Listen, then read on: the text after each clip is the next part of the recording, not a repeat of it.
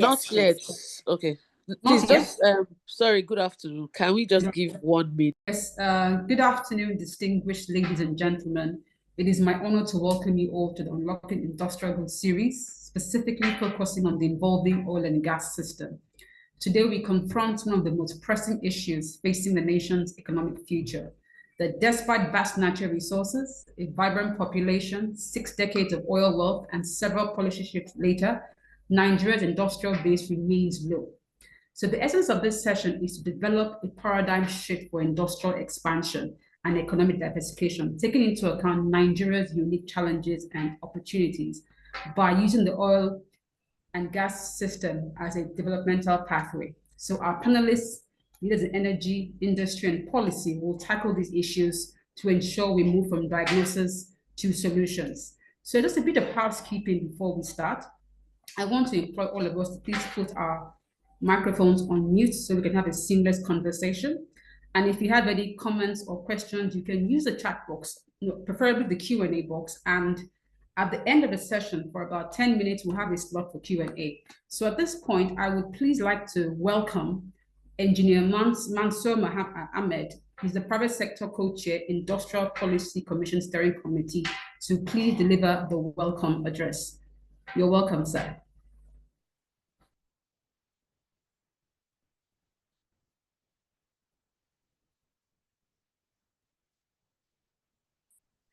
Sorry, can you hear me now?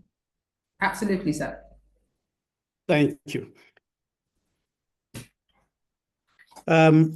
Distinguished ladies and gentlemen, let me join our facilitator to welcome you all to this session. I believe, as has been introduced, this is a very important session on a very important matter of our industrialization process, particularly the NESG, as we all know, has pursued the problem of reforms in Nigeria for almost 3 decades now. And I believe that the session we are going through today is in fact critical to the growth of our economy and the development of our country and our nation.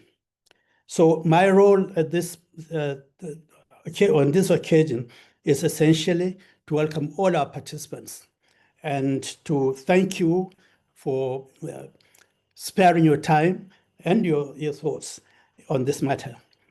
I believe that, as has been circulated several times, NESG is continuously looking for ways to expand the scope of dialogue and conversation on economic reforms and economic growth in Nigeria.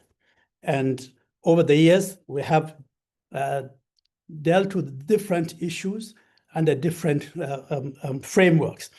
I believe the current arrangement whereby these various components of our economy have been brought together under the Industrial Policy Commission is extremely welcome, particularly at this time when the reform process is well in its way. So let me not take too much time on this. I believe the panelists will expatiate on the various aspects of our conversation, and the discussion that will follow will enrich the process of continuing dialogue and continuing conversation on the economy, which I think will indeed be highlighted during the forthcoming Nigerian Economic Summit in 2025. So without much ado, let me thank you all for accepting our invitation. Let me welcome you all for being on this panel, and let me pray that we have a positive, impactful conversation on the matter. Thank you, and God bless. Thank you very much, Engineer Mansour Ahmed, for your very warm welcome address. We do appreciate that.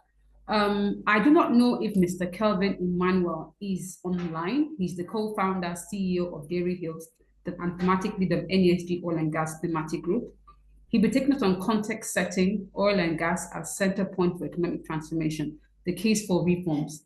I do not know if he's online. If he's online, yeah. Laura, hi, I'm here. Really, Oh, really good. So, good we have, afternoon. good afternoon. Thank you so much for having me. It's a pleasure.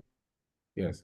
And It's a thank you pleasure. to the team. Thank you to Alhaji Mansour Mohammed for the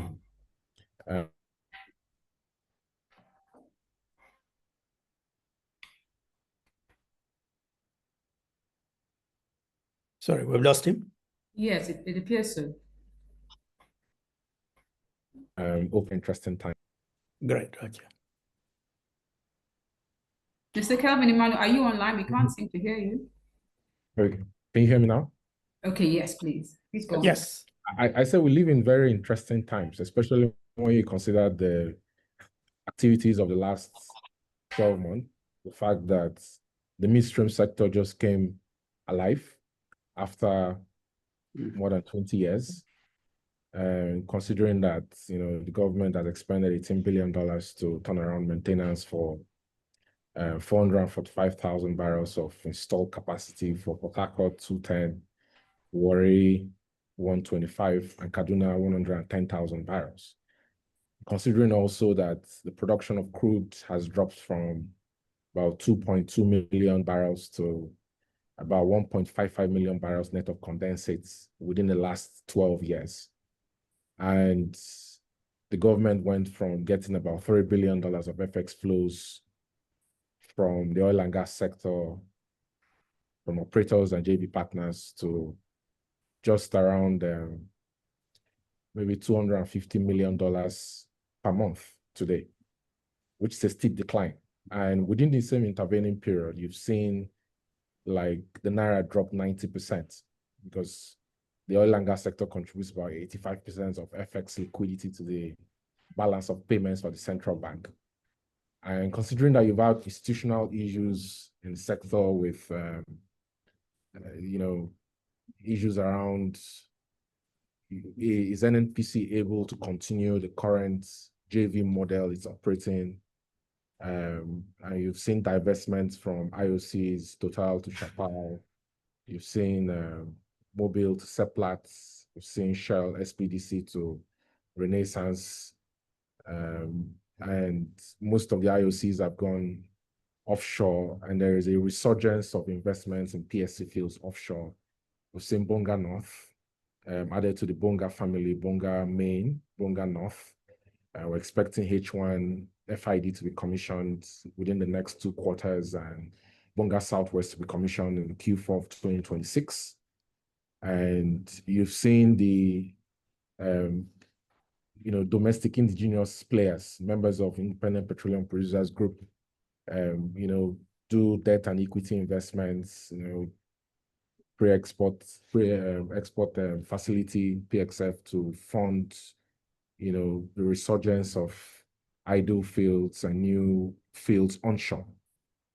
So it's an interesting time. And then you can see that in the last 3 to 4 months, there's been a change of leadership at NNPC, and the new GCU has set forth his agenda on how he thinks the government can attract up to $60 billion of investment within the next 5 to 7 years, and how we can also reposition and conduct a proper business process reengineering of the group, to better serve the objectives that are set forth by the government and then align with the Petroleum Industry Act. So it's really interesting. It's really interesting. With the conversation that has gone in at NESG, it's around how to advocate for reforms that are sustainable and that are consistent with the Petroleum Industry Act. Because what you've seen in the last 10 years is you've seen, especially since PIA was signed in 2021 August, there has not been a lot of adherence with the provisions of the PIA. And I'll take in points. I'll take in point sections 109 of the PIA on domestic crude supply obligations to domestic refiners. I will look at it from the angle of the fact that a lot of the developed market producers, Saudi Arabia, the US, they've been able to delink their strategic petroleum reserve stock from their OPEC quota or declaration of corporation quota. Saudi has strategic petroleum reserve stock both domestically and internationally that it uses to serve its own purpose, that is outside of its OPEC quota as the leader of OPEC. Nigeria doesn't have that. Nigeria has an OPEC quota that serves both the DCSO obligations and its OPEC quota, And the fact, for example, that Dangote is having to import 10 million barrels of crude per month and around an average base price of about $650 million per month, incurring haulage and regulatory fees of about $9 million per month. It's an anomaly, So you have a situation where your refiner is not able to help the government to provide the FX it needs to stabilize, because most of the exports of white transportation fuels and things like polyvinyl crystals, polypropylene crystals, carbon black slurry, residual fuel oils are actually used to purchase crude abroad. So that's an example of how you've seen a disconnect between the PIA and how it serves the midstream sector that has just emerged within the last 18 months in Nigeria. So it's an example of the kind of engagement that NESG needs to make to ensure that there is alignment in terms of policy. If there is need for amendment of the Petroleum Industry Act to codify sections 109 to move from the model we've always had where Nigeria exports its crude out and imports refined petroleum products to the model where you can give priority to domestic commercial refiners. You export the refined products, which gives you more value anyway, and then bring back the FX as net export proceeds that the central bank needs to do balance of payment and stabilize the FX market and the macroeconomic picture. In the upstream sector, for example, you're looking at how efficient is NNPC in terms of managing cost. What's their cost to income? For every dollar they get for profit oil, how much do they spend? For example, how are they sustainably raising finance? The era of forward sale agreements, from 2019 to date, you've seen about $14 billion in different kinds of forward sales through crude-backed loans that has been raised. What has that money been used for? And what's the return, on that money that has been used? How can NNPC sustainably raise finance to do CAPEX? Should NNPC be providing FX to the government to do FX stabilization of the economy?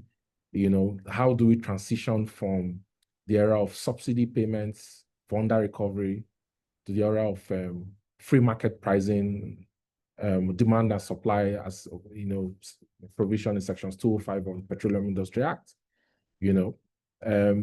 Can NNPC move from operating for technical service agreements, FTSAs, to actual direct technical capacity to operate those fields without third-party contractors? Can it implement section 65 of the Petroleum Industry Act that will move it from unregistered joint ventures to incorporated joint venture company models, where you incorporate every JV and you don't need to have NAPIMs or NUMs or cash calls, and you have period where operators are owed cash calls without interest, and it affects their provisioning of costs into their OPEX and CAPEX, and then invariably it affects the unit cost production per barrel in Nigeria, which in my view, from what I've seen in petroleum fiscal regime, ranges from around $22 to around $60 per barrel. So these are the topical issues that needs to come on the table, even as NESG prepares for the summit this year, that needs to be addressed between the private sector and the government, the regulators, presidency, Ministry of Petroleum, and NNPC and the likes.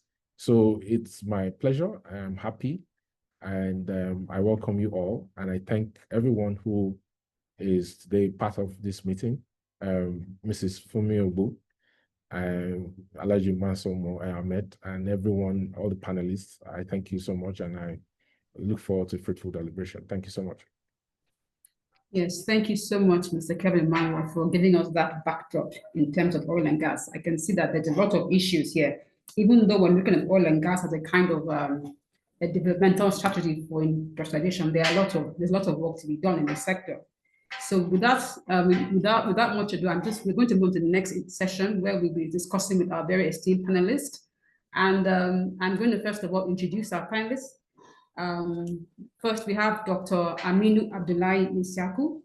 He's the first academic head of Department, Geology and Mining at the University of Abuja. He's a respected geoscientist with expertise in structural geology, remote sensing, and seismic interpretation. Dr. Isiaku currently serves as the chair of Nigeria's National Committee for UNESCO's International Geoscience and Geoparks Program, and is a fellow of the Geological Society of Nigeria. In 2024, he was appointed to the board of the Geomological Institute of Nigeria, contributing to efforts in advancing geoscience, education, and mineral development. You're very welcome, Dr. Aminu Abdullahi Isiaku. Also, we have Mrs. Fumi Ogwe. She's the founder of Sigma Limited, a Nigerian energy company involved in gas commercialization, lithium and bitumen exploration, biofuels, and upstream oil and gas services. She's a key figure behind Project 100, supporting indigenous Nigerian oil and gas service providers. She holds an MSc from the University of Manchester and a BSc from the University of Lagos. Mrs. Ugwe also runs JKRI Limited, an organization championing industrialization across all sectors within and beyond Africa. Her career includes roles at major firms like Shell, Nexen, British American Tobacco, with expertise in HR, planning, and regulatory reform. She also serves as president of the Energy Network and contributed to Nigeria's oil and gas policy review.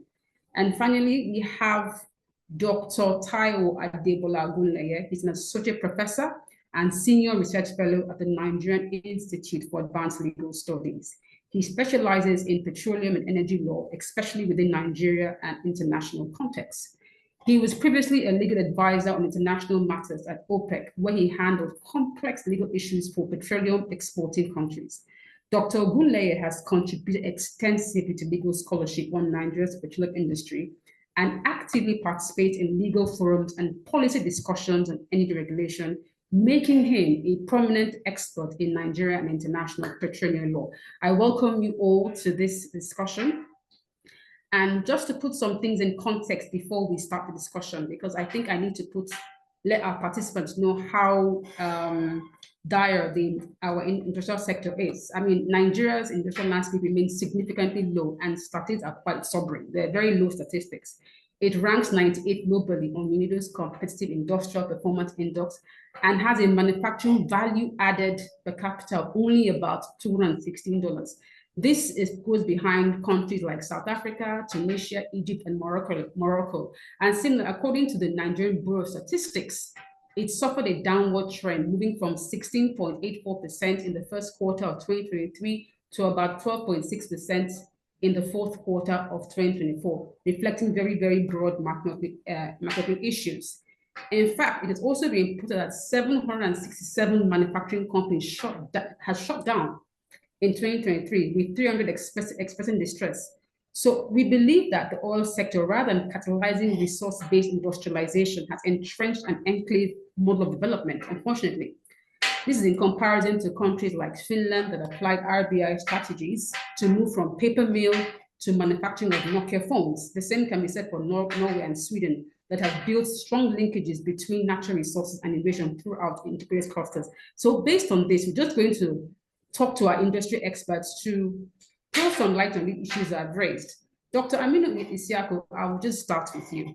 Now, the oil and gas sector cluster is still considered incipient, lacking advanced innovation systems in Norway's mature oil and gas cluster. From your experience in implementing the triple helix at the Geology and Mining Department at University of Abuja, how can the academia, industry, innovation in upstream and midstream segments, particularly in manufacturing inputs, machinery, equipment, technologies, and infrastructure for the petroleum sector, focusing on geology, engineering design, and digital oil field services? I know that's a mouthful question, but I'm sure you can do justice to it. So I'll hand over to you to just share your thoughts. Thank you very much for the introduction. I just want to correct that I'm a fellow of the Geological Society of London, not that of Nigeria yet. Apologies, sir. That just by the way. However, what you are asking for basically is the triple helix model, where we have the coming together of government, industry, and the academia, research and development institutes actually coming together to work in synergy to develop the oil and gas industry space. So what we have done at the University of Abuja really is to develop the first model for Nigeria, where we actually come up with an academic university department that will run with the support of the industry. And so we reach out to the industry for input into developing our curriculum in the first place that will complement the core curriculum minimum academic standard provided for by the NUS, by the NUC for the NUS, that is by the Nigerian Universities Commission or the Nigerian University System. So we got those feedback from the industry as an input to develop our curriculum, and also working again with the federal government to guide us regarding policy directions as to where Nigeria is actually going in terms of developing the sector. And in this case, we actually lead up directly to the Ministry of Solid Minerals in this case. And in the case of the industry, we are working with NNPC to assist in producing the graduates that they need to employ at the end of the day, such that all the new technological breakthrough that have been there in the industry, domiciled within the NNPC, can be deployed for us in the university to teach students exactly what is being done in the industry, such that by the time they will graduate, there will not be any need for further training. So this kind of synergy that we have developed at the University of Abuja is actually now feeding into the global scene, because we recently have been awarded with the Geologize Global Award, where the department actually competed with other 55 university geology departments across the world, and we came up first, basically for the unique approach that we took in the triple helix model adaptation that we have in the university. So our curriculum that we have developed so far, as I've started teaching basically in the last 2 years, is actually what has propelled us now on the global stage, identifying our new and small academic department as a model for fostering development and a relationship between academia, industry, and government. So this, in essence, is what we have actually practicalized at the University of Abuja.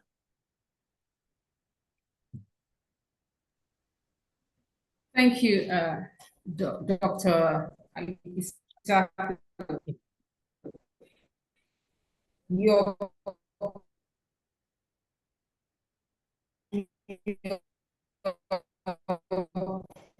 approach reminds me of what Brazil has exploration. They developed this kind of industry, partnered with the federal government to develop very strong policies to train people on exploration. So that way they weren't able to rely on foreign IOCs. So that's a very good model you have developed as well. But I'd like to follow up with a question, because you talked about a lot of clustering, developing integrated clusters. It is very key. And I'm asking, should Nigeria adopt legislation mandating R&D partnerships or tax incentives for firms investing in local research? What's your thoughts on that? Just a follow-up to that.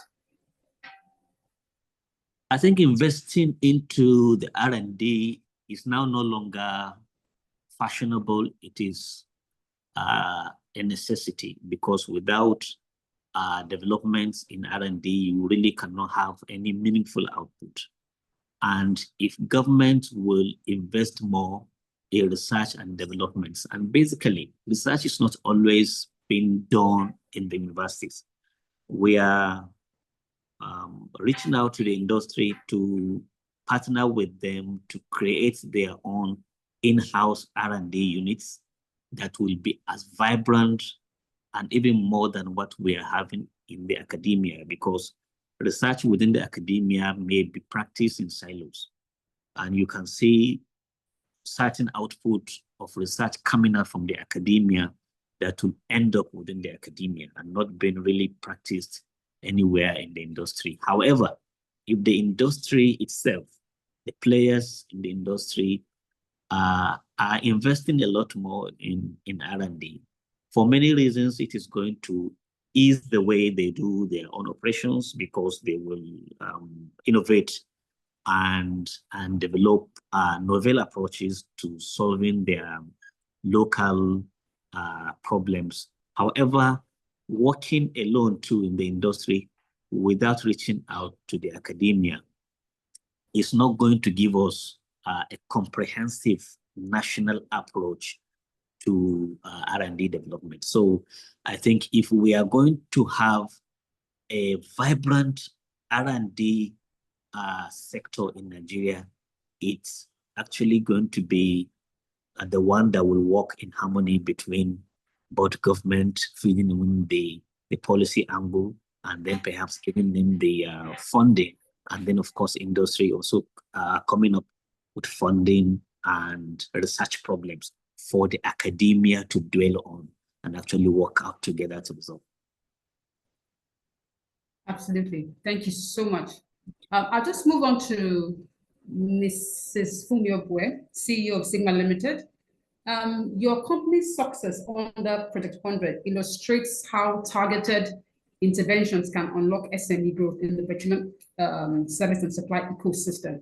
So based on your journey, what specific policies, supportive structures, or supply chain reforms are needed to scale indigenous petroleum SMEs from local operators to globally competitive petroleum tech producers like that of Norway offshore tech SMEs? So can you throw some light on that? Sure, I can. Good afternoon, distinguished guests, fellow panelists, and NESG, the esteemed organizer of this event. I'm very happy that I was invited to speak on this topic, because it's not only what I believe in the sense that Nigeria has to industrialize for the betterment of everybody, but that the oil and gas industry being successful is the key to that industrialization.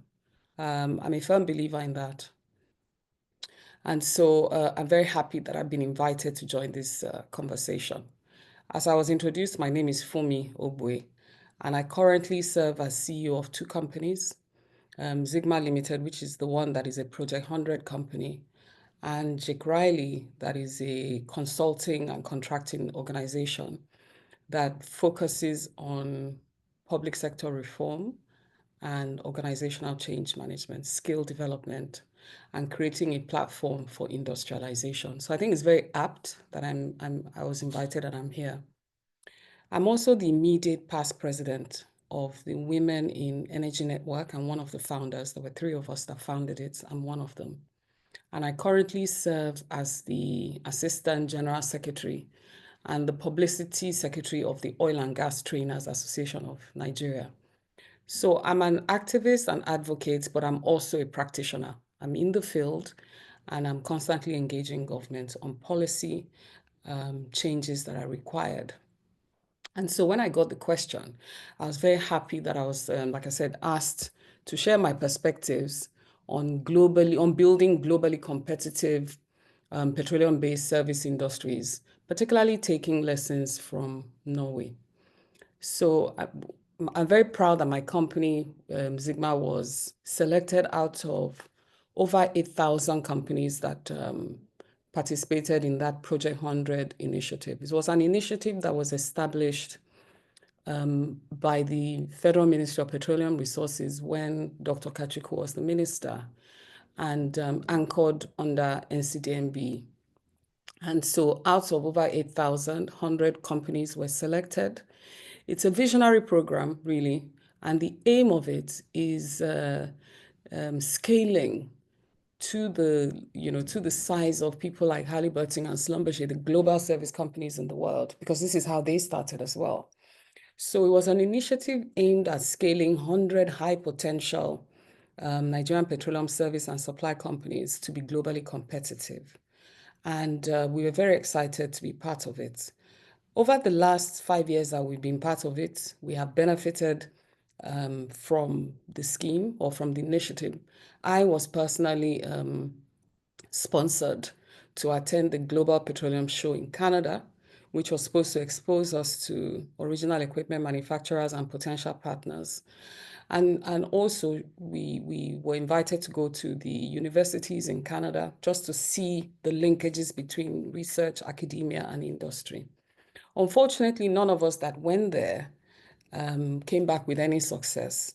Because as you know, every company is also, or what we found out very quickly is that every company is trying to promote their own industry and their own local, companies. So most of them that we met with were not really interested in the African market. So I have to say that no real benefits was recorded from that trip. However, it happened. A lot of my staff, or our staff, have been sent on training on things like subsea, project implementation, a lot of not really core things that will move the dial. But nevertheless, our experience under this program clearly illustrates that when policy, opportunity, and ambition align, remarkable transformation is possible. However, for that transformation to occur, it cannot be about one agency or one initiative. It has to be a bit more integrated and intentional. And as you know, as we all know, Norway's success wasn't just about oil or just about one part of the country or the other. It was about building an industrial ecosystem that now gave way for the country itself to thrive. The government gave, if you think about it from the starting point, they have a national oil company, Equinor.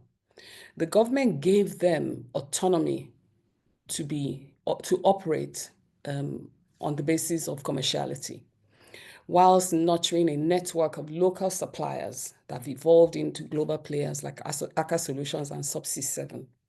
The government enabled innovation through long-term policy consistency, aggressive R&D investment, and export facilitation.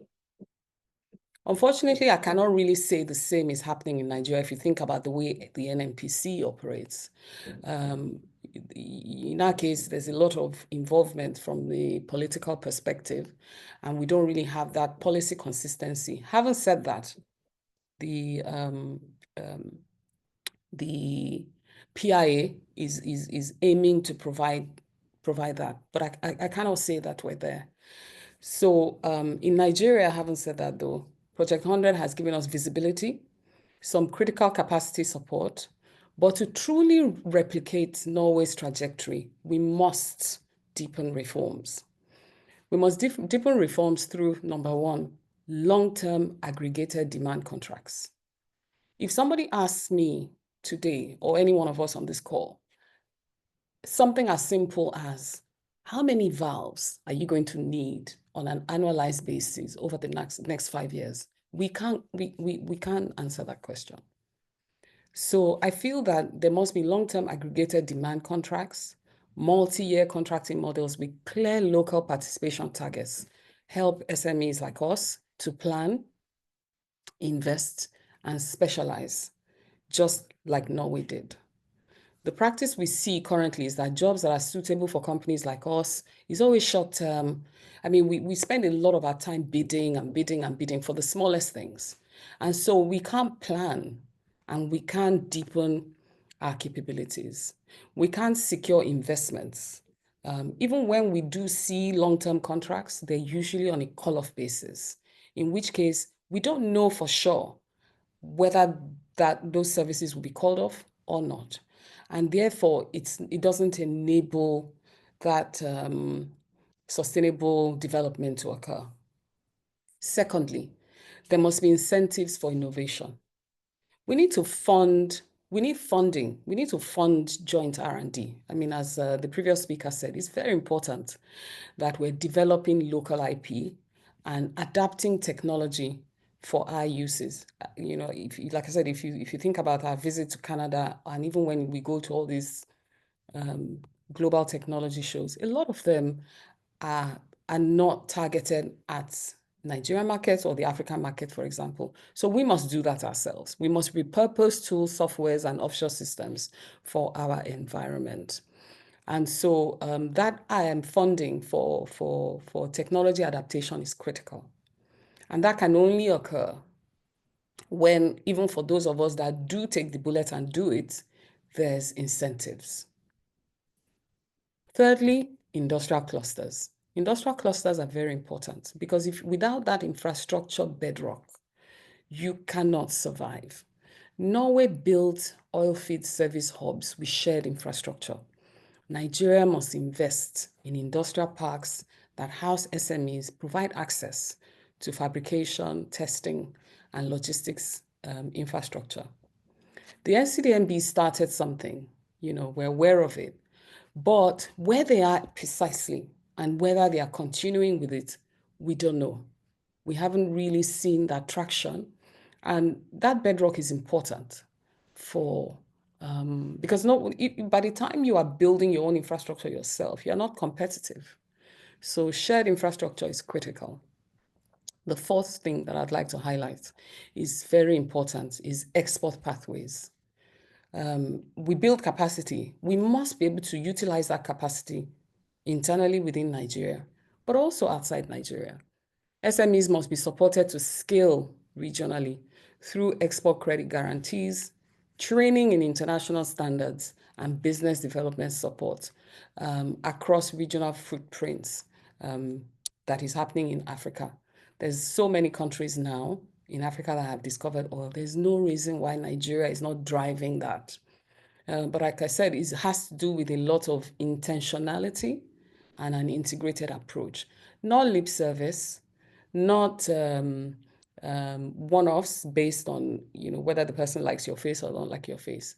But, you know, that combination of government policy and partnership with industry. And I'd like to stop there. Thank you. Thank you very much, Ms. Fume. You mentioned a lot of things here, and one thing I've picked from the discussion is that it appears that there's not a level playing field for SMEs compared to international IOCs. And you've talked extensively about needing to scale up to size, like the foreign counterparts, Halliburton and all that. You've talked about we need long-term policy consistency and how we need DP reform. So there's so many issues you actually raised that I'll touch on. Thank you. So I'll just quickly move on to Dr. Taiwo Ogunleye. Now just going on, Nigeria's oil and gas cluster cannot mature without strong legal and legal foundations, following from what the last speaker said. In your view, what are the most critical government reform needed, particularly in enabling private sector investment in production, midstream and downstream operations to reduce risk, improve investments, activating the oil and activating the oil clusters as well as the wider industrialization? Can you just share your thoughts on that? This will kind of like sip into what the last speaker said, genuinely. Well, thank you, Dr. Annie. Pleasure, sir. Okay, thank you for having me. And I also thank all the previous speakers for their observation. If I'm to answer short and direct, all I would say is that government should implement the provisions of the law, starting from the PIA, the Nigerian Oil and Gas. I draw from the last speaker. There are provisions of law, I mean, in the oil and gas content, which really dealt with R&D. And she did mention also that, and then there's even one in particular where Section 41, which mandates the minister to make regulations setting out targets to ensure the full utilization and steady growth of indigenous companies. And this, starting from Section 38, 37, 38, 39, they all borders on R&D. And for me, you can't over-legislate. I think there are provisions of the law that can really help.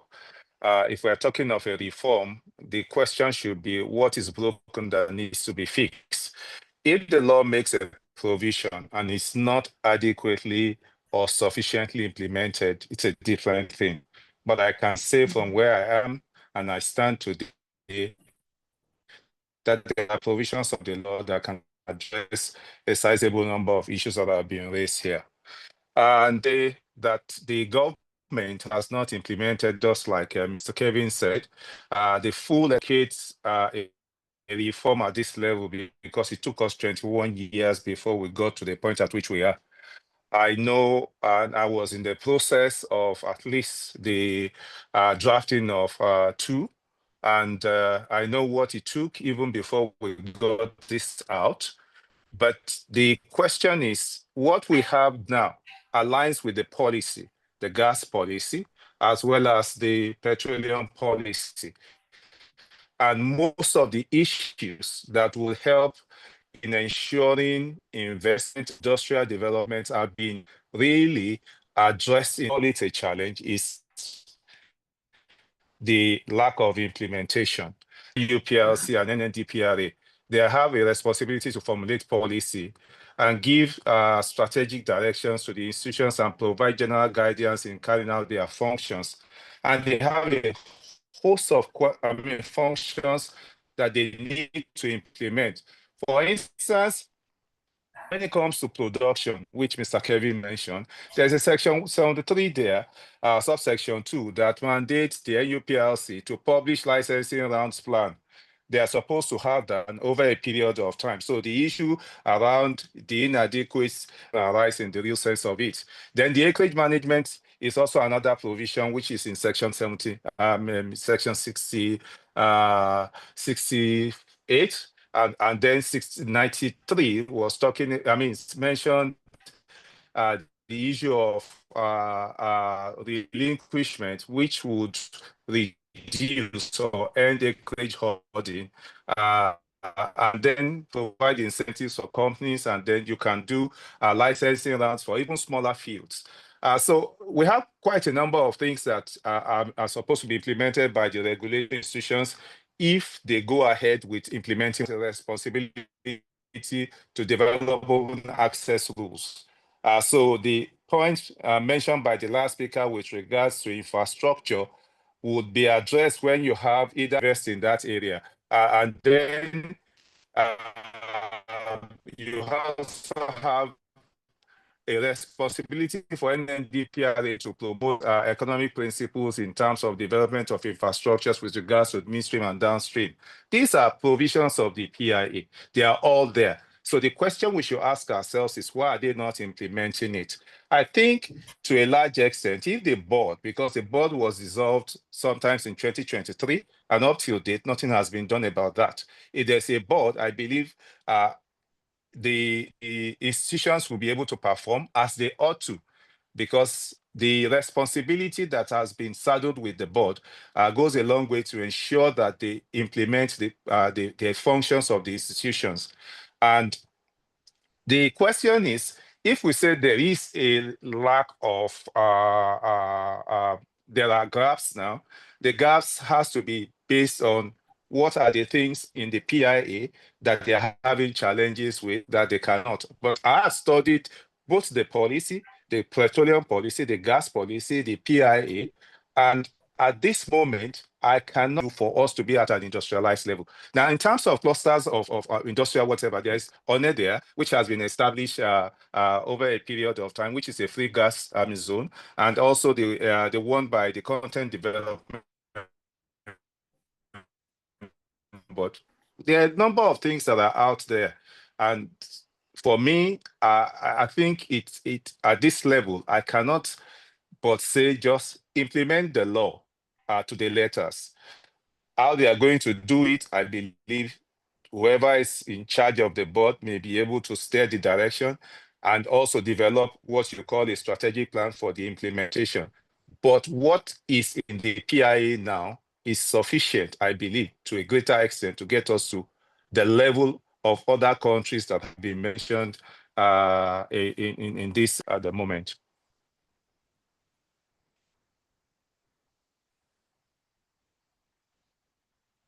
Okay, thank you, Dr. Taiwo Ogunleye.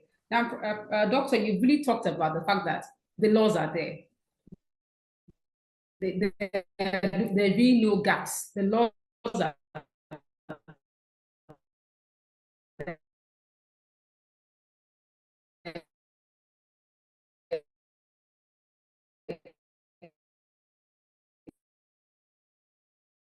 the question is implementation. Looking at the gloomy circumstance, realistic, are we overestimating it? Because this sector to boost industrialization. So talking realistically, can I just get your views on that? You're muted. I think their question is, Okay. can you please repeat your question? Okay. Can you hear me? Because it's breaking. Absolutely. Now I can. Now, I just tried to revise what you said.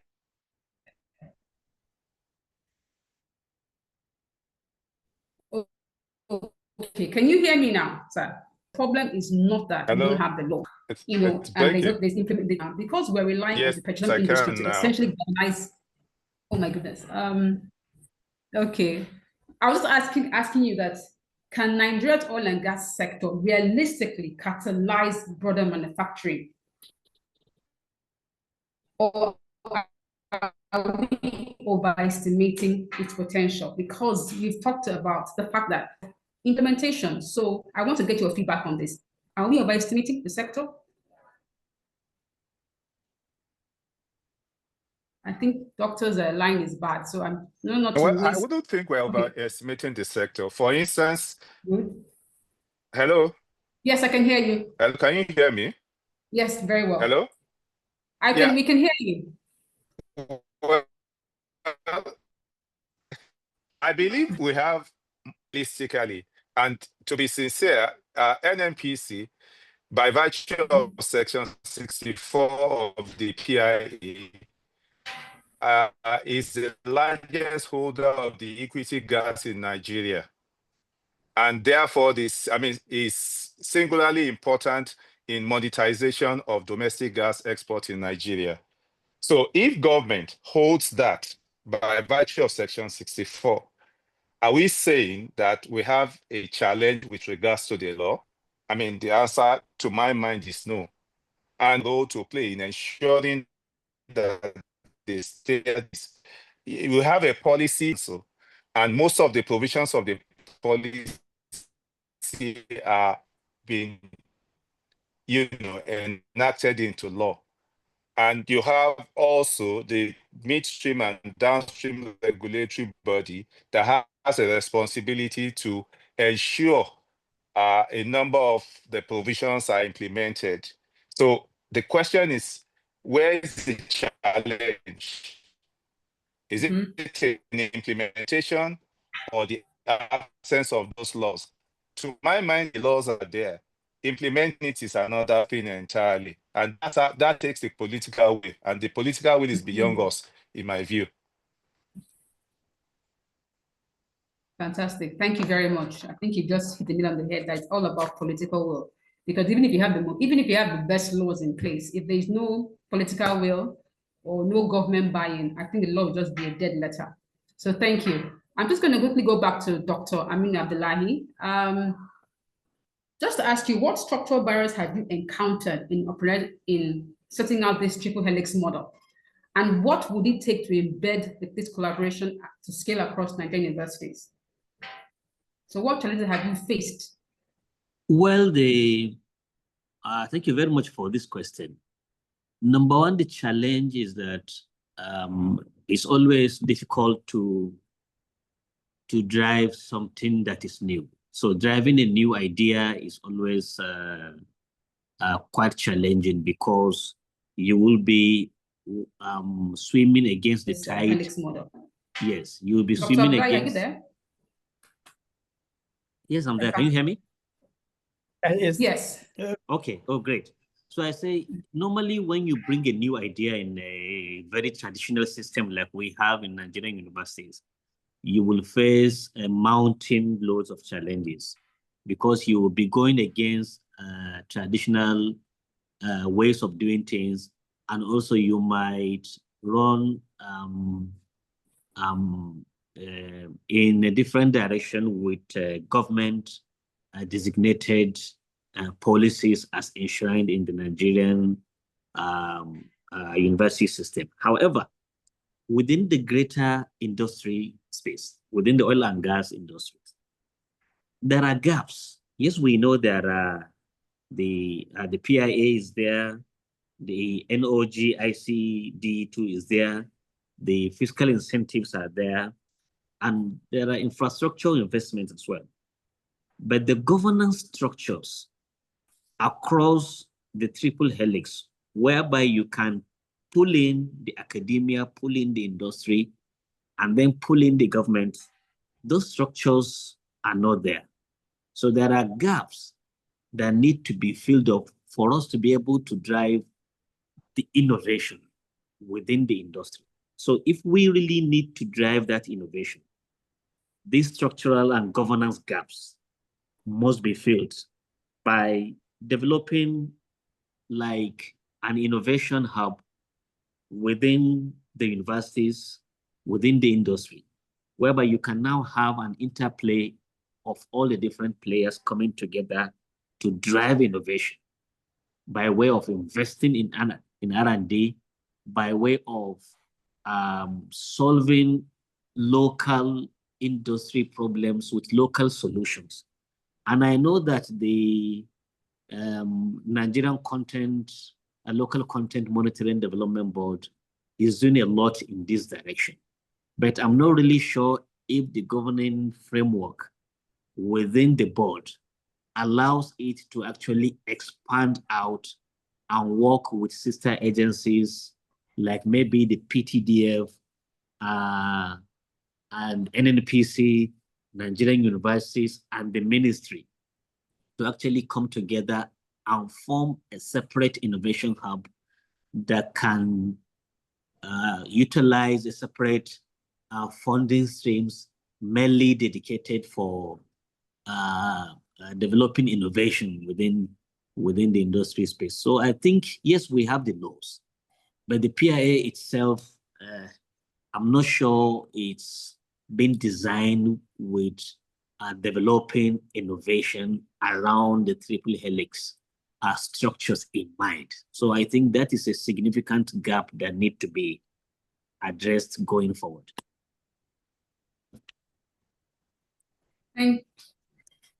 Okay. Thank you very much, Dr. Abdullahi, for your response. Can I? Absolutely. Dr. Taiwo. Go ahead, Dr. Taiwo. Okay. Well, I think we need to have an understanding. Yeah. Yeah. Can I? Am I allowed? Yeah. Yes, please. You can. Yes. Hello. Yes, you can go ahead. Hello. Go ahead. You know what, Dr. Okay. Dr. Yeah. So, Dr. Abdullahi. Okay. My response to that. Yes. Yeah. My response to that is that the PIA actually recognizes and acknowledges the Nigerian Oil and Gas Industry Content Act, and I would really urge that we have a look at the provisions of this particular Oil and Gas Content Development Act before we come to some conclusions, as well as the PTDF. I know for a fact, even many years before the EF was supporting a number of research in the university. I can say that for a fact because in my university of Bafemelo University, this and some other things. And I know currently the PTDF is also on that. I think that we should be mindful of the fact that whenever it comes to funding, duplication of it also is something that we need to bear in mind. And once there's a body, or a body that is saddled with a responsibility, it doesn't have to be duplicated. So the PI ordinarily didn't touch anything that was already addressed in the Content Act, but it did make provisions for every licensee to comply with the provisions. In fact, it's a requirement for any license to be obtained either in the upstream, midstream, and downstream. And to that extent, I believe that it has addressed this to the extent that I think is needed now. I'm not going to say that there's an end to all answers in law, but I feel that at this moment, to get us to the level at which we are, at least we have something that we can work on. I'm not against the reform, but I think what we have, the question is how far have we gone with it? And this is my point. And the minister, I've not seen any regulation made by the minister for R&D. This is the responsibility of Minister of Petroleum. I think in a way, for research institutions, if they consider this to be a needful thing, then they should advocate and ensure that the Content Development Board actually comes up with something that will help and support this area. Because the law is there that they can rely on. This is my point. Thank you, Dr. William, for the interjection. Okay, I'll just quickly move on to Mrs. Fumi where have you seen the most significant gaps in market access? The industry close these gaps through smart industry policies. Okay, thanks very much again. That's another excellent question. But before I answer that question, I just want to touch on this ongoing discussion around reform. The truth of the matter is the oil and gas industry is not working. It's not performing optimally. It's not meeting its potential. It can, it should, and it can catalyze industry in Nigeria. So I think we shouldn't, yes, we have the law, but we need to reform the sector. It's not working. If you look at any of the targets that it should set for itself, it's not meeting any of them.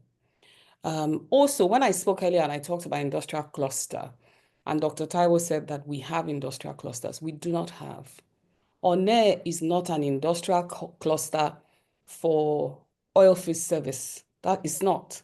It's a free zone where E&P companies can bring their things on a tax-free basis, operate before coming into Nigeria. So is a zone that is a private sector zone, quite expensive, that is targeted at attracting investment into the deep water segment of the upstream industry of Nigeria. That's not what I'm referring to.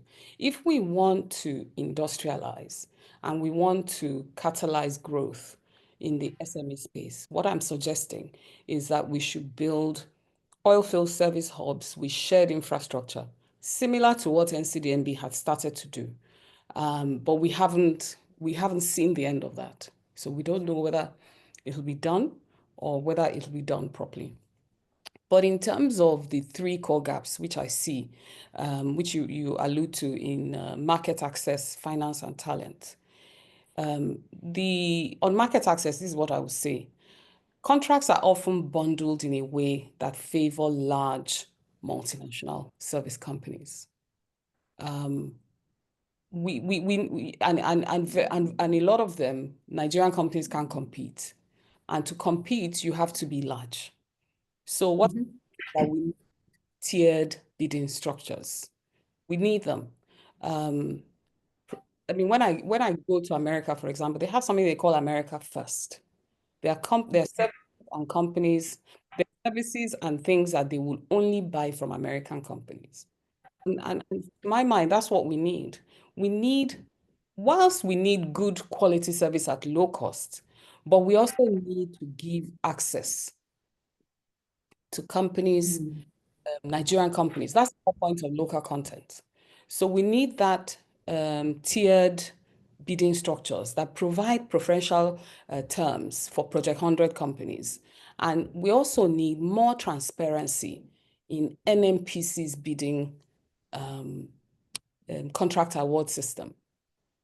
A lot of people focus on NNPC at the sort of macro level, but I think we need to interrogate, how do they award contracts? How do they bid out their crude? How do they bid out their gas volumes? How do they execute projects? We need to know. Also, the independence. I speak about this a lot because a lot of the independent companies, they set up service companies. You see one independent oil and gas company has set up 40 service companies that it also owns, bidding on jobs that has a large segment of public sector funds. How is that acceptable? There's a lot of focus on the IOCs, right? Because, they are the ones, they are like the big ones everybody targets. But what about all these other ones, right? So I think there just needs to be more transparency in the way market access is provided to companies in Nigeria. On finance, till tomorrow, local banks are very reluctant to lend to oil fields SMEs. If I go to them now and say, I want to buy a cementing unit or I want to buy a coal tubing unit, they won't fund it.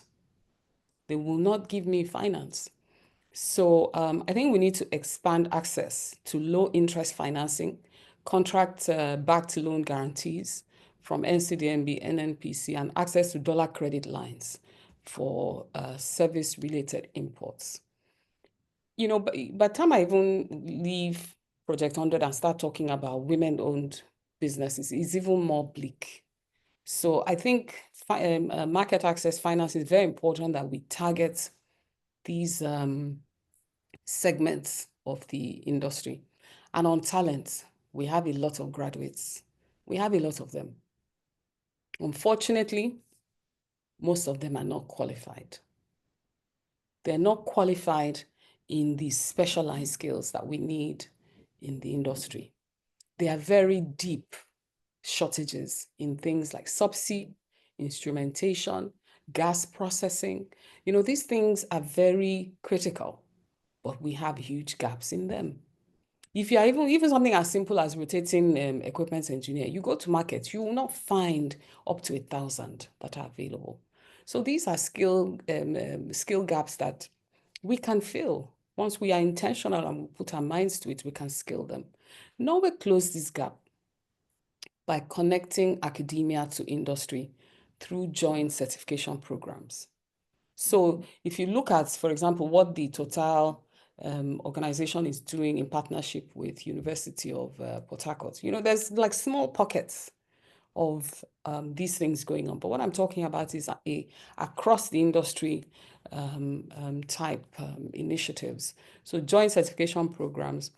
In my own case, my own company, we built something called a Talent Hub. It's an innovative platform to connect vacancies, mentors, so academia, with jobs, with training and certification that are required to close this gap. And I'd like to encourage that industry partner with us to utilize this hub, but also initiate more like it across board. Additionally, at Octan, we continue to advocate for government co-funded training programs and enforceable internship mandates, because it's not enough to train. You've got to train with jobs. You've got to train with industry, because, training in itself is going nowhere. So these people need, and then before you even design the training, you've got to know what the gaps are that are in these companies. So government co-funded, co-developed training and enforceable internship mandates. And of course, as I said, as I'm a champion for gender inclusion, I need to stress that we need policies that incentivize women's partnerships. A lot of the women that I see in the Women in Energy Network, They are getting fatigued because we encourage all of them, come, come, come, come. The industry wants you. But, you know, they're getting fatigued because there are no deliberate intentionality to include them. So I believe in training quotas. I believe in quotas. I think it's important if you want these people to come and then you give them opportunities. I believe in training quotas. I believe in board diversity rules. If you look at a lot of the government boards in our industry, most of them are men. Almost 100% of all those boards have men on them. The ones that have women will have maybe one token woman, or maybe the woman as the board secretary, you know, so not really a board member. So I believe that board diversity rules and also reentry programs for women that are returning to technical careers are important. And a lot of people keep asking me, why do you speak in these forums? You know, like, why do you waste your time? You know, and I keep saying, you know, I see value, not just for policy advocacy, but also for me to put myself and my company to help shape national narrative around these local content industrialization and innovation, and help to push those of us, you know, that are credible indigenous players, ready to scale, ready to regionalize, and to build these relationships and hopefully turn them into alliances. So, you know, these are things that we should really take very seriously, because even though we say them likely here, but we don't know who is hearing them, and they have a real potential to catalyze and build a future for us that's inclusive, entrepreneurial, and innovation driven. I believe that Nigeria has what it takes to globally competitive petroleum company. We have it. We have the good fortune of having these multinationals be here for the last 70 something years. So we've learned a lot from them. And we have a lot of people that are trained, that are experienced. I keep saying when I worked in Shell, it was one of the most sophisticated companies I'd ever seen. So, you know, all those things that we've learned in that culture, they're with us. And I believe that we have what it takes to contribute in that globally competitive petroleum service industry.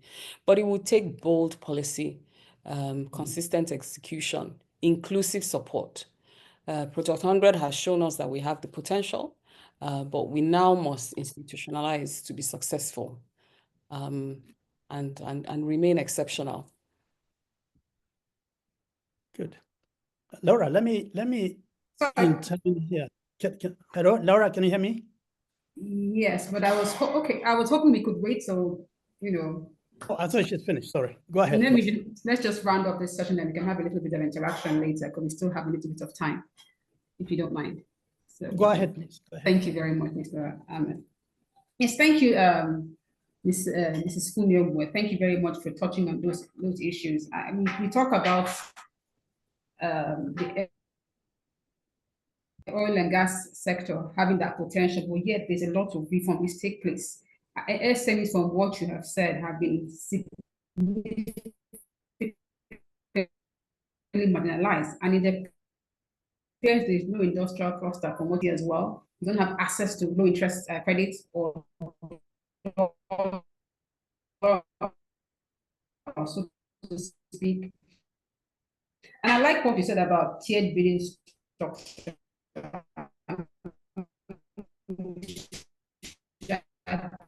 And I think that's a very, very profound statement you made. So from your analysis, I can for development is essentially thrown to the background. So we need to bring that up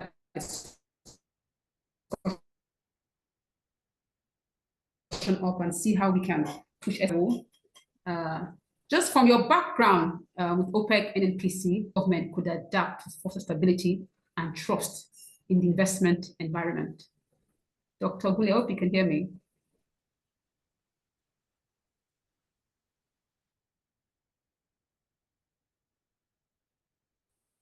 Hello?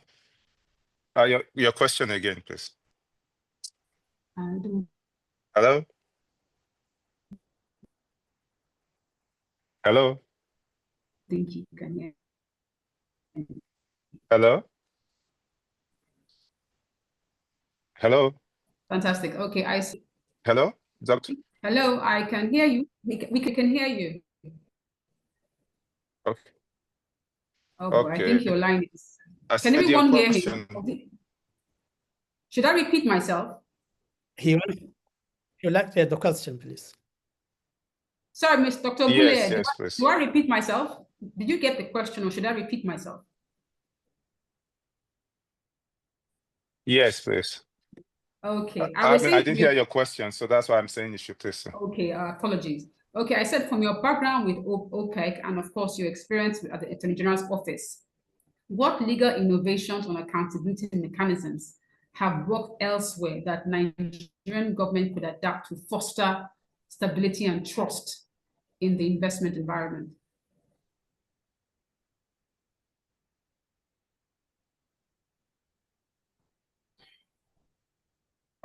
Well, I think that's a little bit generalized question. Yes. The most appropriate to narrow it down. When it comes to accountability, I'll speak straight away to the oil and gas now. I think to a large extent, the provisions there have actually to certain extent adequate because precept by precept, some areas where there's a need for accountability have been provided both from the end of the institutions as well as the stakeholders where they can hold the institutions accountable with regards to processes. And if we go through the PI, we could see even situations whereby you make an application to the institutions with regards to some things to have given that. And then there are also requirements from the end of the licenses or license holders with regards to what they are supposed to do. I can say that those really meet the global best practice with regards to a situation whereby our stakeholders as well as the government are held accountable for what they are supposed to do. I mean, I can speak with regards to that, except maybe you have some other things in mind. To my mind, I think to a large extent, the law has taken due consideration of what should be accountability in that regard. It may not be perfect. I doubt it a large extent those provisions are there. Thank you. Thank you so much, Dr. Bule. Laura, Unfortunately, my Laura. internet switched off. Sorry? Laura, can you hear me? Yes, sir. Yes, Mr. Kelvin. I was just hoping that, as we proceed in this conversation, very excellent and rich contributions from the panelists. We'll also talk about gas pricing and the fiscal work required for non-associated gas, because there is an over-reliance on associated gas in Nigeria, which is gas you trap when you bring crude oil to surface.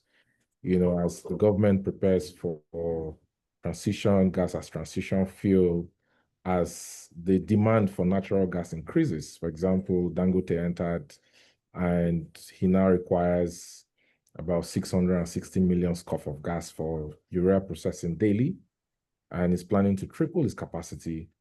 We need to talk about horizontal and vertical contracts. We need to talk about pricing as an incentive for aggregation and processing. We need to talk about the domestic gas delivery obligations, because, a lot of the focus is on oil and there isn't enough focus on gas.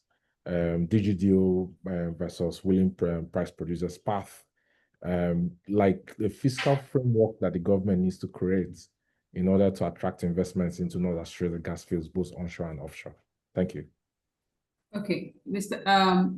We've actually come to the end of the panel sessions, and we're now moving into some kind of interactive sessions where we can have Q&A. Now that you've raised a very critical issue, I'm going to throw it open to any of the panelists to tackle if they can. So I don't know, Dr. Guleye, based on what Mr. Kevin has raised, would you like to throw some light on that?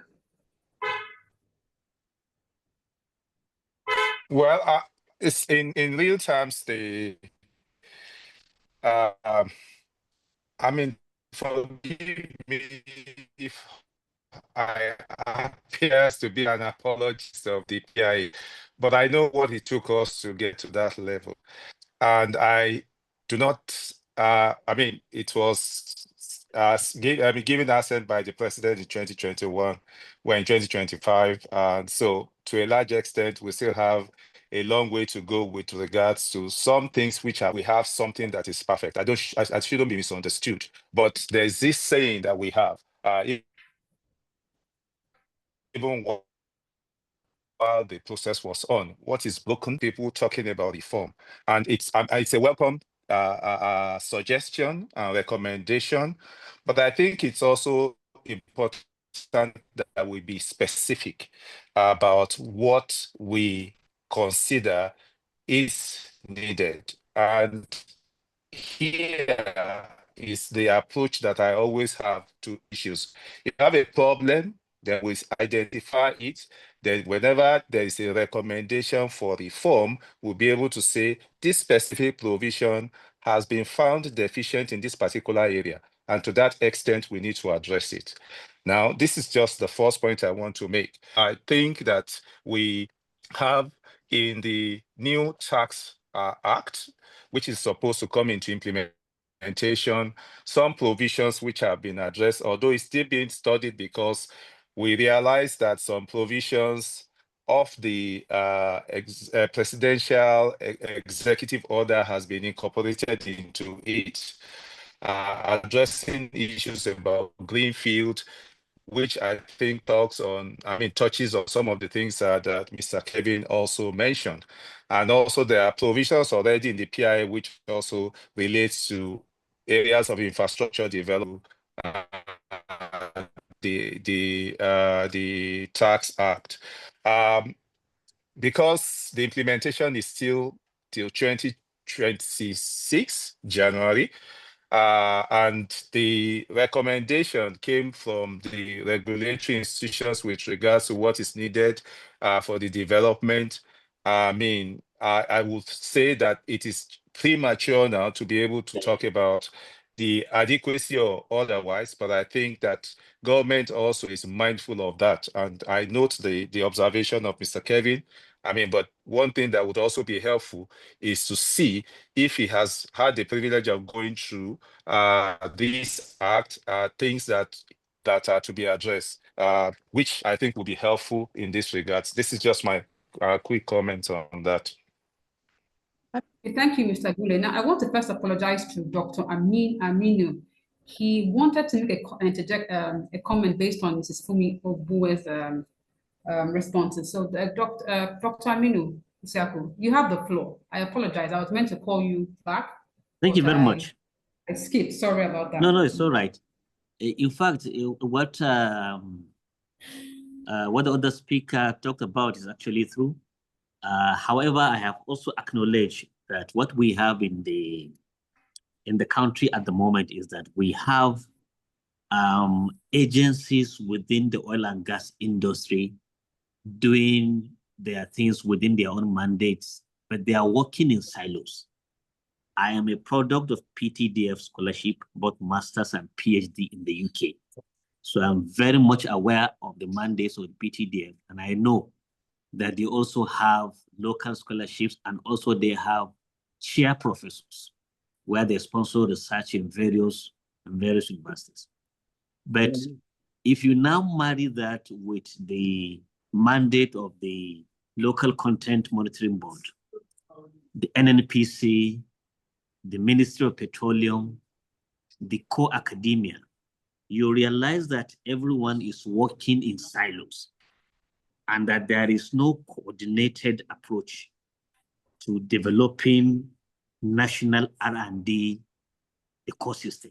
We're talking of forming a national approach, a national R&D strategy whereby all the individual players will be working towards a particular purpose, whereby everybody will be working towards a particular purpose in synergy.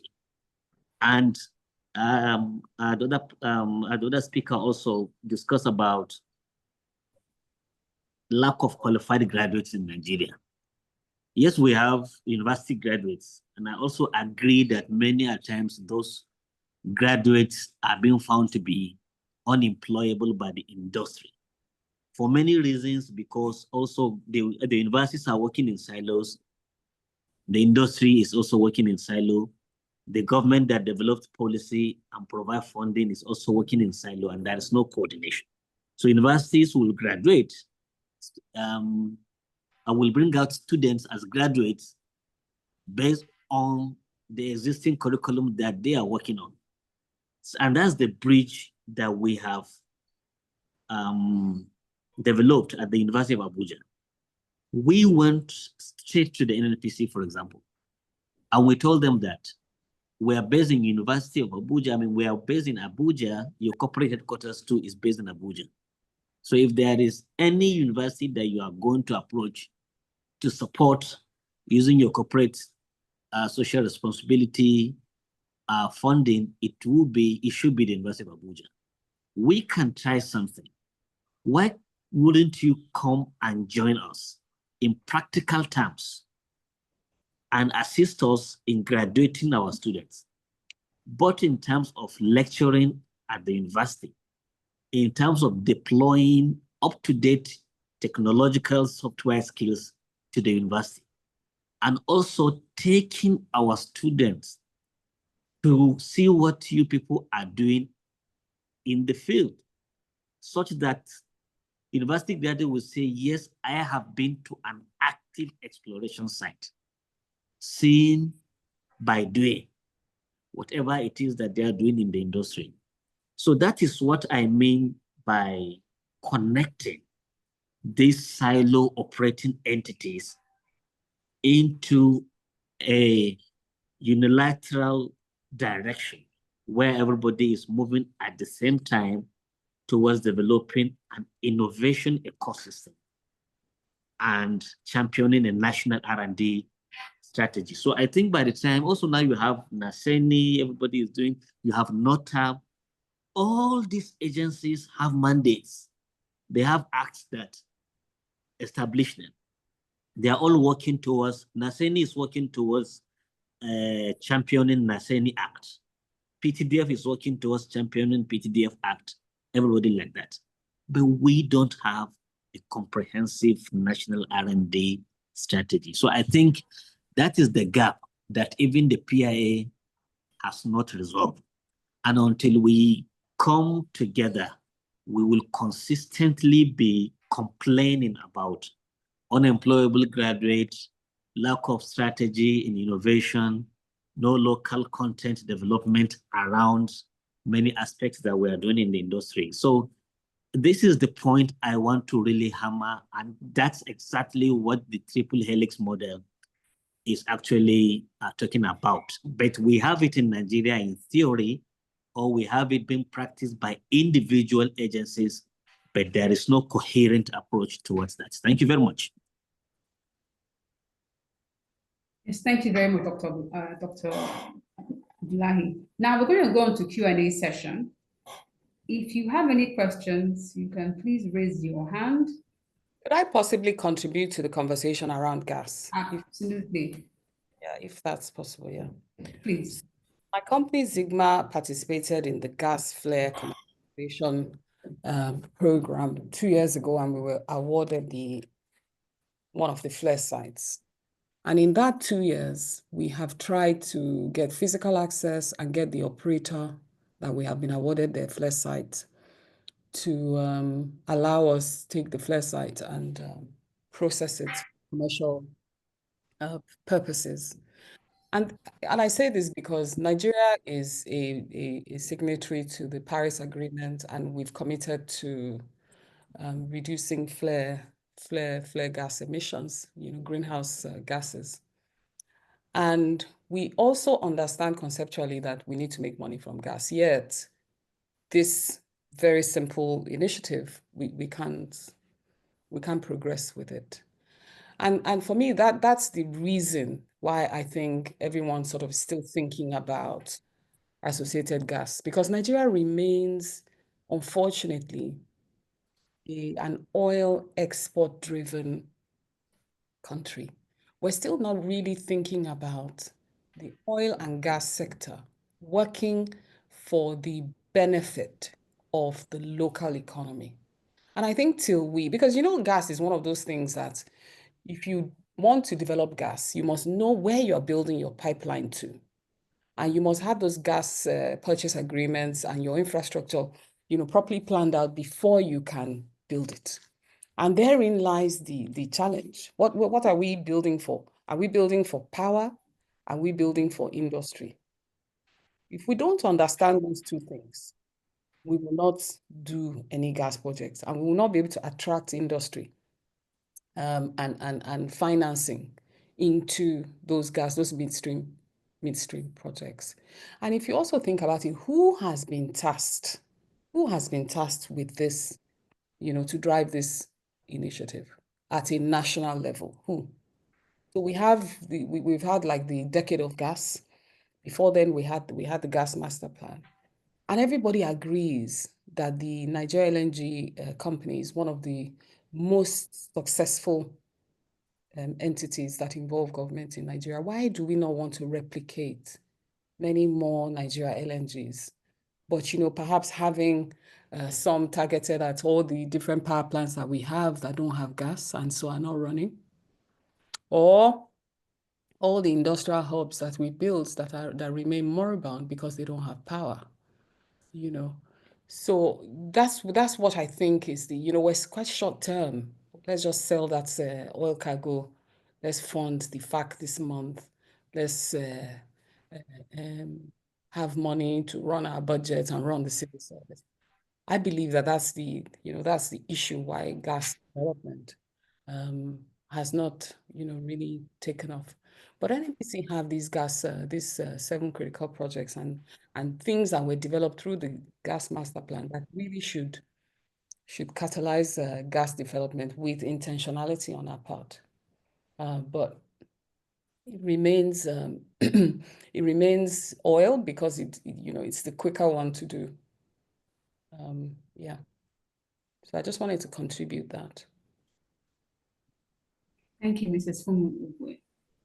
As I mentioned earlier, the floor is open for questions, if there are any. In the meantime, I have some questions from the... Okay, so... Okay, who's speaking, please? Laura, can I intervene? Yes, my name is Ogunle. So, okay. Hello? Yes. Can you hear me? Yes. Okay, so I wanted to respond to Dr. Aminu's observation by reading out the provisions of the Content Development Act, as well as the PIA. Now, the Content Development Act stipulates that the minister shall make regulations with requirements and targets for the growth of research and development in the Nigerian oil and gas industry. That's section 36.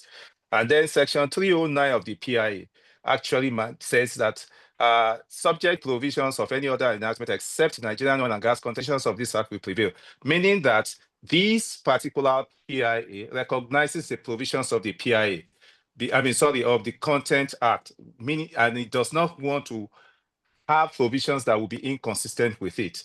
Now, the key issue is that you don't really have to reinvent a wheel of something that is already in the law. Now, the implementation, that's the point I keep making, is for the minister, and it's made so easy. Because if the minister has the responsibility to do it by regulation, it's even quite easy in terms of the scope in which it can go. So the law is there. And I do not know what other thing they plan that will say something that would be, fit for purpose. You can't have something which is open-ended, but this, to my mind, would address almost every of the issues that I mind, because that means that stakeholders can come together and say, oh, all the players in the industry, we need to have this, and the regulation can be made to ensure that the cooperation is established. This is just the quick response I want to give to that. Okay. Thank you very much, Dr. Buleye. I have a question from the chat box for Dr. Aminu. Laura, Alhaji Mansour Mohammed has been trying to make a contribution for a while. Okay, I didn't see his. Alhaji, do you want to make a comment? No, when I spoke, yes, I do. And Okay, I please think go on. Sorry, I didn't see your hand. really listening carefully to all the excellent panel contributions, it seems to me there are 2 or 3 key issues that we need to look at. First is the issue of driving policy down the industry framework, vertically and horizontally.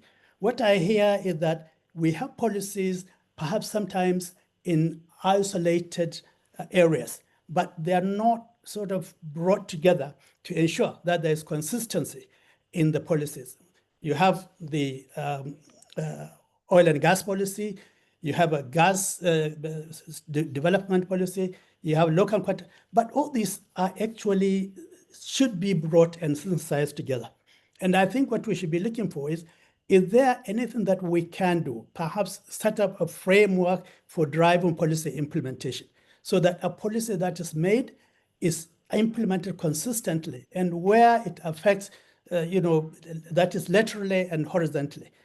That is why, for instance, sometimes you see a policy at the top, there's clarity, but as you go down, then you begin to have problems, especially at the level of the executors of policy. That's basically the private sector. The second issue is governance consistency and continuity.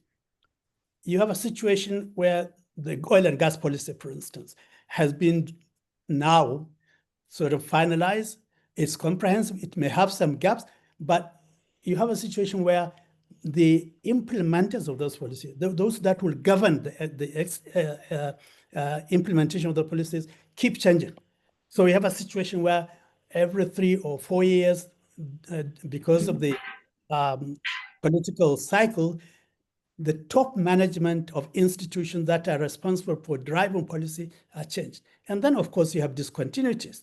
And every new management comes with its own perception of how existing policies should be implemented or what new policies are required. And you have a lot of this inconsistency. So I think it is important that at the public sector level, we devise systems that will ensure whatever changes of leadership we have, there is some obligation for leaders to look at existing policies that have been implemented and only make changes or amend policies as necessary, rather than clean sweep existing policies or just neglect of this policy and issue new ones.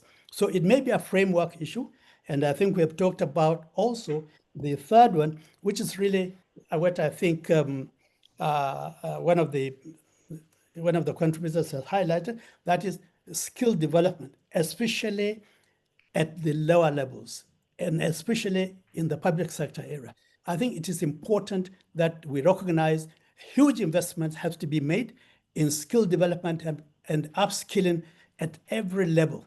And there is no other way than, for instance, government actually investing heavily in these areas. And of course, the private sector also. With the issue of sustainable and consistency of policies, for instance, Dr.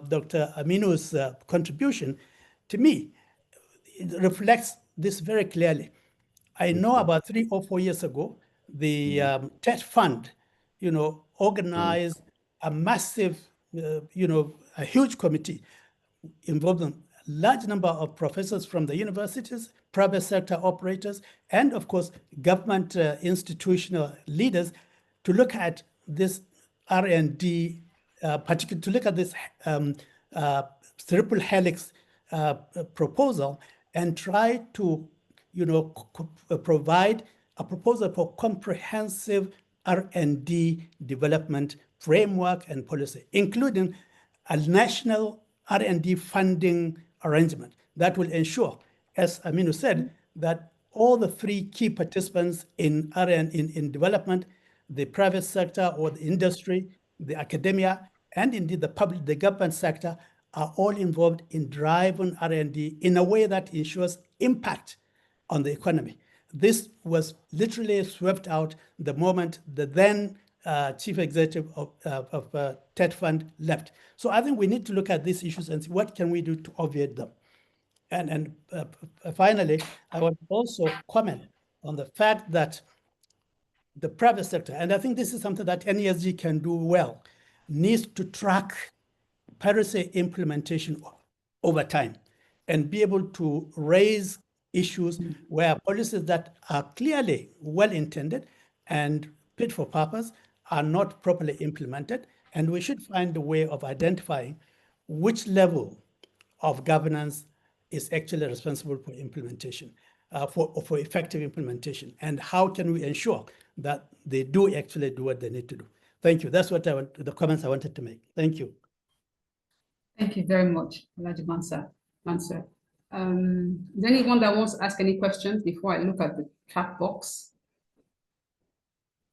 I just wanted to reiterate and align with what Dr. Ahmed has said, because I think it's just that monitoring framework, institutionalizing some of these policies and initiatives that is really missing. So if I look back at the gas flare program and the Project 100, so in the case of Project 100 and even the gas flare program, it was all started when Dr. Kachikwu was the Minister of Petroleum. But institutionalizing them and ensuring that they are implemented robustly, I think has been the main gap. And I'm sure it will be the case across so many other initiatives, policies across government, where new people come and, because there's no proper institutionalization framework or monitoring for initiatives, then people decide what bit of it or how they want to implement it. So, the thing now doesn't really work to its full potential.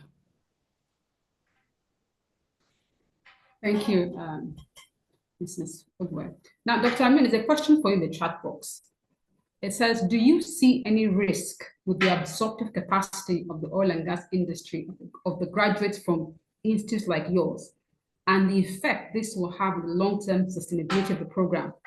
What possible mitigations to put in place? I'm not sure if this question is, what are the possible mitigations to put in place, if I'm to craft that question properly? I didn't get the first part of the question, really. Okay, let me go again. It says, the risks with the absorptive capacity of the oil and gas industry, of the graduates from institutes like yours, and the effect this will have on the long-term sustainability of the program. Then the second part is, what possible mitigations can we put in place? Okay, if I get the question correctly, I think I can answer it this way. Sure. Absorption capacity of Nigerian university graduates into the oil and gas industry depends on the market situation in the sector. If the sector is doing very well in terms of its productivity and the cascading down of the effect of the industry within the broader economy, then you can have a situation whereby if there are more investments going into the sector, particularly in the upstream sector, unfortunately, we are in the new world where there is dwindling investment into the oil and gas industry. especially funding activities within the upstream sector. And I know for sure that the World Bank and some other multilateral agencies are no longer providing funding for upstream activities. And for us within the geoscience community, that is where we operate, within the upstream oil and gas industry. And unfortunately, there is dwindling funding for new investment into that. That leaves us as a country, that leaves us as a national company, the NNPC, to look inwards, to provide local funding that will support the work of local companies to now go in and attempt to replace the gaps being left out by multilateral companies, multinational companies divesting in the upstream sector. And I know that the APPO, the African Petroleum Producers Organization, is doing a lot in this regard, rallying around capabilities and funding across the African continent. And I know they have even established a bank that can do that. So once we can now have the effect of such local funding going into the upstream development, then you can now have more activities taking place. And of course, that will now be a good story for our, good news for our university graduates going in to take up jobs in that regard. And regarding sustainability of our partnership really with the industry depends on how we are able to make a robust framework around it. Dr. Mansour Ahmed said something regarding TED funds, and if you can have that R&D body within the academia, so the academia is not coming into the triple helix model empty-handed with only human resources. The ministry that is funding academia in Nigeria is the Federal Ministry of Education, and that has the TED Fund. And TED Fund's mandate is to support research mainly in that aspect. But what we are seeing presently is that more funding is going into infrastructure because it's easier for political office holders to fund infrastructure than to patiently fund research and development. So if we can make use of TED Fund coming from the academia side, and then you now have funding from the industries, NNPC as a national oil company, and other private sector players coming. And then you now have funding also coming from the government side, because government has a lot more convening power to convene funding around this. I'm sure we can work out a robust and sustainable way of developing a partnership around the triple helix model that, to my belief, is still a work in progress in Nigeria. Thank you. Thank you, Dr. Aminu. I'll just go on to the last question from the chat box. It's a bit long, but I'm going to direct this one particularly to Dr. Ogunleye, but it's open to anyone else who can, answer it. It says, on the long-term irrigated contracts, the NCDMB, Organized Annual NOGOF, is supposed to provide platform to generate this long-term demand forecast. Are we not achieving that? If yes, what do you think the NCDMB can do differently? That is the Nigerian Corn Development Management Board. Do we need regulation to provide compliance matrix? Sorry, the question is quite long. Do we need regulation to provide compliance metrics and accountability? Can companies like, yours help with drafting such regulation or guidance framework? And what can NESG do to help this issue? I think I'll put this question to Dr. Funmi first because of the second part of the question. So, sorry, Mrs. Funmi Ogwe, did you get the question? Should I say it again? I think this question is more for you to answer. So I'll just say it again because I heard the question. Fantastic, thank you. Okay.